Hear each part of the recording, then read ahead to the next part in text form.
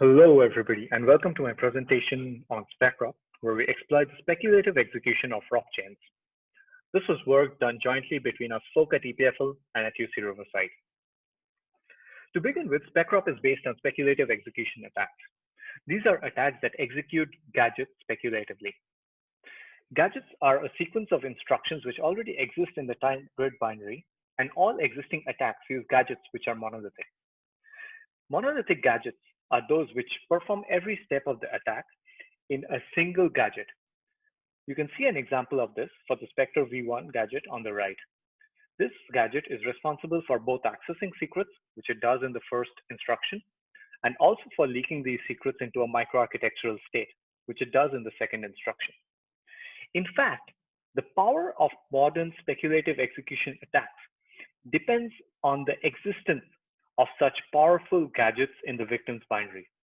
It's a lot like how James Bond requires a powerful jetpack to perform some of his exploits. This, however, is also one of the main problems with speculative execution attacks. We require a specific gadget which is either able to access the right secret, in which case there must be a pointer to the secret in the register state, or is able to leak the right secret which might be held in the register, sometimes requiring that the secret be in a specific part of the register. Most importantly, such a monolithic gadget must in fact exist in the victim's binary. A monolithic gadget which comprises a long sequence of unusual instructions might not in fact exist. In James Bond's case, it's similar to expecting that he has a fully fueled jetpack with its fuel tank, jet engine, and controls already existing for him in the victim's place. In reality, Smaller Spectre was unable to leak the AES key from OpenSSL because it could not satisfy requirements 1 or 2. The Spectre gadget, again, did not exist in real programs because it is a somewhat unusual sequence of instructions. The fact is that modern SEA suffer from a lack of appropriate gadgets. To solve this problem, SpecROP takes a philosophy which was inspired by ROP attacks. Instead of looking for the entire jetpack, we separately look for the fuel tank, controls, and the rockets, and we somehow stitch them together to create a usable jetpack. Return-oriented programming was a non-speculative code reuse attack which used this philosophy. It used a sequence of small gadgets, typically 1 to 5 instructions long, which were more likely to exist within the victim's binary, and chain them using their final return instructions. By putting return addresses onto the stack, each gadget could be made to lead to the next gadget, thereby chaining them. SpecROP uses a similar principle. Instead of a monolithic gadget, we look for simpler gadgets which end in a jump or a return instruction. These are instructions which are predicted by the branch predictor. And by maliciously training the branch predictor, we are actually able to chain the gadgets to each other, thereby forming a gadget chain. In a gadget chain, we can use the intermediate gadgets to modify state in a way that is advantageous to the attacker, thereby able to reach more secrets or leak them. In fact, we believe that SpecROP enables speculative execution attacks and makes it more powerful. Let us take a deeper look into how a SpecROP attack functions. A SpecROP attack starts at an indirect jump, for example, at which point the registers might hold secrets or pointer to secrets. By making sure that this indirect jump is predicted by the branch predictor, we can force it to execute the first gadget. The final instruction of the first gadget is also an indirect jump or a return, which can be predicted by the branch predictor, leading to the execution of the second gadget, and so on and so forth. The first few gadgets in the chain are known as processing gadgets, and these are used to prepare or get the secret for leakage. These are shown in green in the figure out here. These can include arithmetic gadgets for performing small arithmetic operations such as addition or subtraction. These can be shift gadgets used for moving the secret into the correct part of a register. And these can also be data movement gadgets, which are responsible for loading from memory or for moving data between registers. The final part of this puzzle is the leakage gadget, which I show out here in orange. These are responsible for making the actual change to the microarchitectural state, which is dependent on the secret, thereby creating the signal. Overall, SpecROP links small, simple gadgets into a rather powerful chain. Let us now look into a couple of case studies to see how this principle can be applied to real attacks. The first example which we will go over is Spectre V1. We have the C code for a Spectre V1 gadget out here. The first line actually reads a secret. So for example, if the value of the index into array 1, x, is larger than the bounds of array 1, the attacker is able to index anywhere into the victim's memory and read secrets from there. Y now holds the value of the secret. The second access into array 2 is responsible for leaking the secret into a microarchitectural state. On the left out here, you see the required monolithic gadget. The first line of the monolithic gadget is responsible for reading the secret. The second line shifts it by a value of 12, which corresponds to the multiplication by 4096. And the third part of this gadget is responsible for making the access to array 2, which leaks the value into microarchitectural state. We repeat that such a monolithic Spectre V1 gadget was not found in the wild by the authors of the original Spectre paper. On the right, we see a sequence of 3 gadgets which perform the same computation as the monolithic gadget on the left. The assumptions are slightly different, as in a different set of registers holds the pointers to the arrays 1 and 2 and the value of x. In the gadget on the right, in the first gadget, we have the move, which reads the secret from somewhere in memory into EDX. Following this, we have got an indirect jump, which can be predicted wrongly by the branch predictor, leading to the second gadget.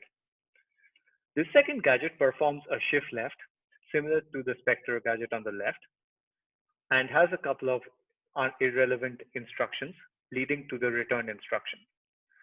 This return instruction can also be poisoned by poisoning the return stack buffer, leading to the third instruction, which in this case leaks the secret into a microarchitectural side channel. What we see out here is that by using 3 separate gadgets, each of which, by the way, exists in libc, a very popular library which is linked on to every C program, we have been able to find a sequence of instructions, a sequence of gadgets, which performs the same function as the Spectre V1 monolithic gadget. The second example I want to show out here is that of leaking the key for OpenSSL. OpenSSL's EVP API includes encryption-decryption calls, and these calls themselves involve a call to the doCipher function. For this call, they use an indirect call instruction. Let us look at the setup of this call. The first argument to this call is appointed to a EVP cipher context structure, and the value is held in RDI according to the calling convention. Within the structure, at an offset of 0x78, there is another pointer known as cipher data, which points to the actual AES key. Let us look at what we have on the left. Out here, we have the sequence of instructions which would comprise a monolithic gadget which is able to access this the AES key and leak it. We start, of course, with the indirect call which you see on the top, at which point RDI points to the context. In the required gadget, the first instruction reads cipher data into RDI, and the second instruction reads from the AES key. Following this, there is a bunch of instructions which are responsible for leaking this key into the microarchitectural state. During our work on Smother Spectre, we searched for such gadgets, and indeed, we found none in the wild. In contrast, on the right, we are going to show you a sequence of 3 gadgets again, which perform the same function, and which we were able to find from the libraries of libcrypto and libc. The first gadget is responsive, it runs a LEA instruction, and effectively increments the value of RDI by 0x20. The second one is responsible for reading the pointer of our cipher data. And the third one reads the byte of the AES key and leaks it again into the side channel. What we see out here is that we were able to create a SpecROP chain out of existing small gadgets to have rather expressive computation. We have addition, we have dereference, multiple dereferences. This leads us to believe that SpecROP chains can indeed be quite expressive. Following this, we are moving on to the evaluation part of this talk. The first question we wanted to ask in our evaluation is that in what kind of attacker models can we perform a SpecROP attack? This is important because the attacker needs to be able to poison the processor's branch predictor in a way that the victim can execute these SpecROP gadgets in a chain. We tried 3 attacker models. In the first one, the attacker and victim are separate processes, and they are running on the logical cores which are shared on a simultaneously multi-threaded processor. The second example just had the victim and the attacker on separate threads, but sharing the same process. In the third attacker model, the victim and the attacker share the same thread and it runs on the same processor. However, the instructions which the attacker uses to poison the branch predictor are not the same instructions used by the victim. They are instead aliased within the processor's branch predictor. We tested this on 4 generations of Intel processors. In a positive for defenders, we see that cross-process BTB poisoning is not possible on any of these processors. However, we see that for a couple of the older generations, we are actually able to poison the branch predictor on a couple of the older processors. Most alarmingly, on all of these 4 processors, we are able to use aliased instructions to poison the branch predictor. This leads us to believe that a realistic attacker could use aliased instructions, for example, within a just-in-time compiler, to poison the branch predictor, leading to attacks on a victim within the same thread. The second question of our evaluation was on the number of gadgets in a gadget chain, which could practically be executed on an existing processor. Let us go into a bit into the setup for this experiment. In this experiment, the attacker runs first and trains the branch predictor. After that, the victim runs and uses these predictions which were trained into the branch predictor. The attacker has control flow, which passes through a sequence of 15 gadgets numbered J0 to J15 in an order that is somewhat random. Each of these gadgets ends in an indirect jump, which points to the next gadget, and this is used to train the predictor. In the victim, the start gadget should lead directly to the final gadget J15 architecturally. However, by making sure that the processor speculates at the end of the start gadget, the core starts executing the gadget J0, and thereafter it uses more predictions from the branch predictor to run gadgets say J2, J13, J4, etc. We track how many gadgets were speculatively executed on the victim by making each of them load a specific address, thereby creating a side channel which we could use to predict how many of these were actually run on the victim. The attacker and victim in our experiments ran on an SMT core. We tested this setup on 2 processors, the i7-6700K and the i7-8700, with and without microcode updates. This is shown on the graph of the right. On the x-axis, we have the number of gadgets chained. Over a large number of runs, the y-axis shows the fraction of the runs in which the nth gadget was reached. What this shows us is that with a gadget chain of 4 gadgets, we are able to reach the last gadget with a success rate of more than 50%, which we believe to be practical enough for real attacks. Secondly, we also see that the microcode does not in fact affect the success rate of chaining gadgets. Finally, we needed to do a characterization of the gadgets themselves, which exist in real programs. And for this, we created a gadget search tool, which we call Specification. Specification works in three phases. It works directly on binaries, so the first phase is disassembly. After the disassembly phase, we have a list of potential gadgets, each of which end in an indirect jump or a return. Then we characterize the processing that happens in each of these gadgets by expressing the semantics in a symbolic execution engine. This means that if we want to create a gadget chain with a specific sequence of processing, we can express the requirements as constraints on these gadgets, and the tool is automatically able to spit out the gadgets which would allow us to create the necessary processing chain. In the set, we show the set of libraries on which we process this, and the pool of gadgets among which the gadget search tool searches is quite large. For example, for libc, the size of this pool is almost 15,000 entries. However, we notice something interesting. While looking at the availability of arithmetic gadgets and classifying them according to the source register on which it works, we see that there is a large skew between, for example, the number of processing gadgets available for a secret in RAX versus the number of processing gadgets which use a value in R11. This means that if you have a secret in R11, you are not able to directly compute on it. To get around this, we looked at data movement gadgets, which move values between a pair of source and destination registers.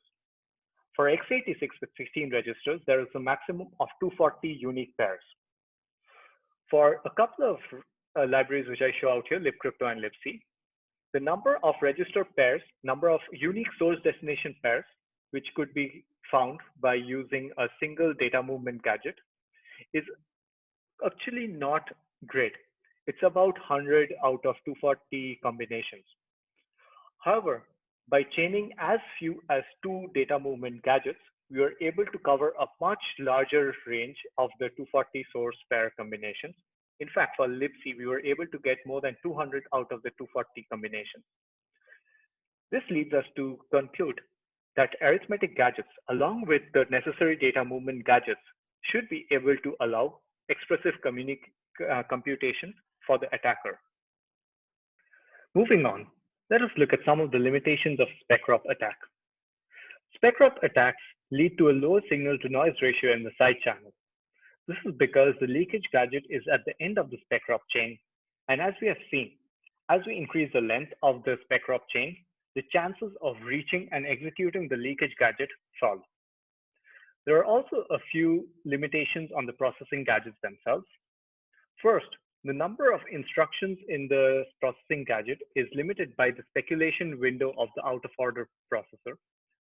In modern processors, this is about 200 instructions. Secondly, the branch predictor holds unique predictions for every instruction. Therefore, we cannot reuse the gadgets which end in an indirect jump at 2 places within the same chain. Finally, none of the gadgets should write to the memory location or register, which is used by the indirect jump, as this would immediately end speculation. However, one of the advantages of a SpecROP chain is that any of the instructions which are not on the critical path to the leakage of the secret can in fact fault without ending speculation. The paper contains more discussion about such gadgets when they end in the return instruction. Let's move on to mitigations. SpecROP can be prevented by a combination of software and hardware techniques. On the software side, the programmer could use root booleans. These are snippets of code which are inserted by the compiler and prevent speculation following an indirect jump or a branch. However, at the same time, it introduced a significant performance penalty. Intel also introduced a couple of features known as IBRS and IBVB, which prevent branch poisoning across contexts, such as user space is unable to poison the branch predictor when used by the kernel. Finally, there are a couple of possible hardware techniques, such as Intel's control flow enforcement technology. This is an upcoming technology which says that the target of an indirect branch, an indirect jump, can only be a specific instruction known as an end branch. The compiler puts these instructions only at the beginning of functions. Therefore, the targets for each of our indirect branches in the chain can only be the starting point of other functions. While theoretically still possible to create SpecROP chains, practically it is unlikely to find small SpecROP gadgets which are only a few instructions long, which start at the beginning of a function and end in an indirect jump or a return. Finally, there's also the possibility of finding potential attacker chains through static analysis and eliminating these at the compilation phase. However, this is impractical as the defender would have to find every possible chain and test them for leakage. This is a problem because the target of every single indirect branch or jump return in the chain can be any instruction currently.